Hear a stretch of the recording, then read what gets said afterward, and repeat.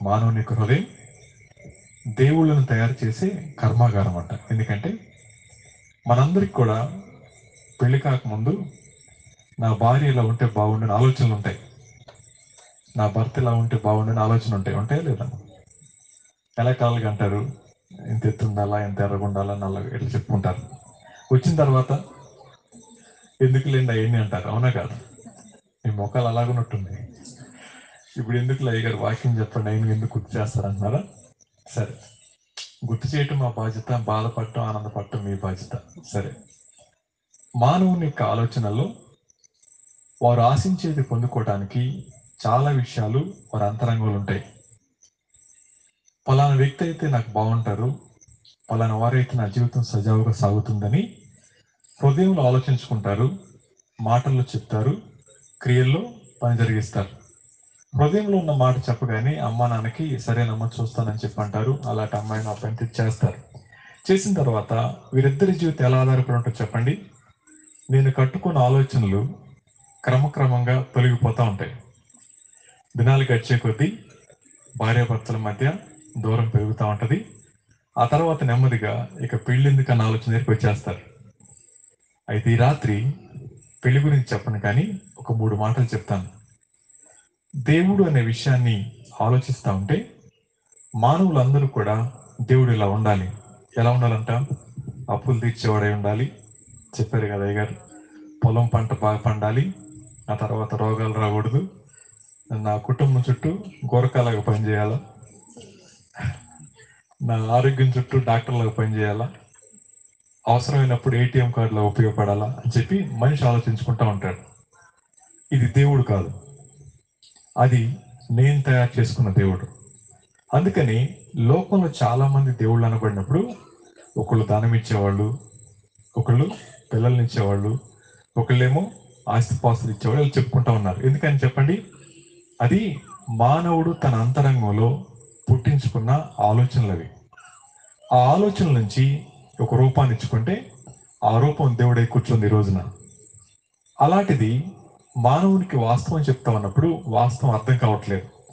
వాస్తవం అర్థమయ్యేసరికి జీవితం ముగిసిపోతా ఉంది.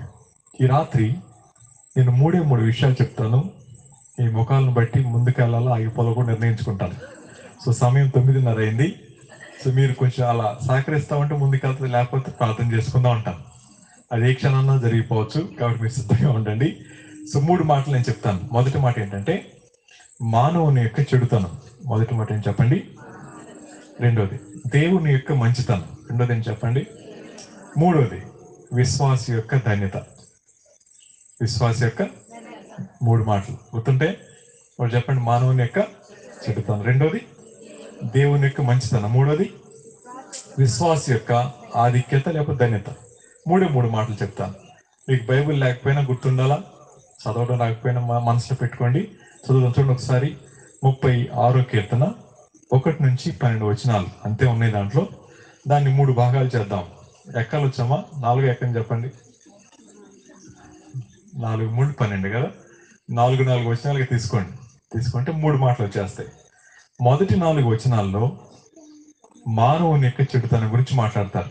మొదటి 4 వచనాల్లో మానవుని యొక్క చెడుతనం, మిగిలిన 4 వచనాల్లో దేవుని యొక్క మంచితనం, మిగిలిన 4 వచనాల్లో విశ్వాస యొక్క ధన్యత. అర్థమైపోయింది కదా? ఇప్పుడు చదువుతాను నేను, చూడండి ఒకసారి. 12వ వచనం చదివిన తర్వాత నేను మాట్లాడతాను. భక్తిహీనుల హృదయములలో అతిక్రమము దేవోక్తి వలి పలుకుచున్నది. వాని దృష్టి ఎదుట దేవుని భయము బుద్ధిగా లేదు. వాని దోషము బయలుపడి అసహ్యముగా కనబడు వరకు అది వాని దృష్టి ఎదుట వాని ముఖస్థుతి చేయుచున్నది. వాని నోటి మాటలు పాపమునకును కపటమునకును ఆస్పదములు. బుద్ధి కలిగి ప్రవర్తింపరు. మేలు చేయువాడు మానివేసి ఉన్నాడు. వాడు మంచం మీదనే పాప యోచన యోచించును. వాడు కాని నడతలు నడుచువాడు. చెడుతనము వానికి అసహ్యం కాదు. ఈ 4 మాటలు మానవుని యొక్క స్థితి. మిగతా మాట చదువుతాను 5వ వచనం నుంచి. యెహోవా, నీ కృప ఆకాశము అంటుచున్నది, నీ సత్యసంధత్వము అంతరిక్షము అంటుచున్నది, నీ నీతి దేవుని పర్వతములలో సమానము, నీ న్యాయ విధులు మహా అగాధములు. యెహోవా, నరులను జంతువులను రక్షించేవాడవు నీవే. దేవా, నీ కృప ఎంతో అమూల్యమైంది. నరులు నీ రెక్కల నీడను ఆశ్రయించుతున్నారు. నీ మందిరం యొక్క సమృద్ధి వలన వారు సంతృప్తి పొందుతున్నారు. 8-12 వచనాలు. నీ ఆనంద ప్రవాహంలోనిది నీవు వారికి త్రాగించుచున్నావు. నీ యొద్ద జీవపు ఓట కలదు. నీ వెలుగును పొందియే మేము వెలుగు చూచున్నాము. నిన్ను ఎరిగిన వారి ఎడల నీ కృపను, యథార్థ హృదయుల ఎడల నీ నీతిని ఎడతెగక నిలుపుము. గర్విష్ఠుల పాదమును నా మీదికి రానియకము. భక్తిహీనుల చేతిని నన్ను పారదోలనీయకము. అదిగో, పాపము చేయువారు అక్కడ పడి ఉన్నారు, లేవలేకుండా వారు పడద్రోయబడి ఉన్నారు. ఇది కీర్తన. ఈ పాట ఎవరు రాశారంటమ్మా? దావీదు మహారాజు రాశారు. పాటలు రాస్తా ఉన్నప్పుడు మానవుని యొక్క అంతరంగంలో ఉన్న భావాలు బయటకు వస్తాయి. ఇప్పుడు మిమ్మల్ని మీ భర్తలు పొగిడారా? పొగలేదా? మీరు పొగిడారా మీ భర్తను ఎప్పుడన్నా? మరి మీరు పొగడిపోతారు, ఎందుకు పొగుడుతారు చెప్పండి?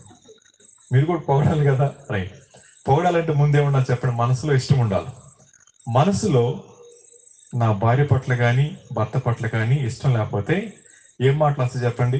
నేను చేసుకున్న దగ్గర నుంచి నా బతికి టేడ్చింది అంటారు అనమాట. రైట్. ఈయన దేవుణ్ణి ఎరిగిన తర్వాత, ఎవరు? దావీదు గారు. ఆయన మనసులో దేవుని పట్ల ఉన్న భావాలు ఎలా ఉన్నాయి?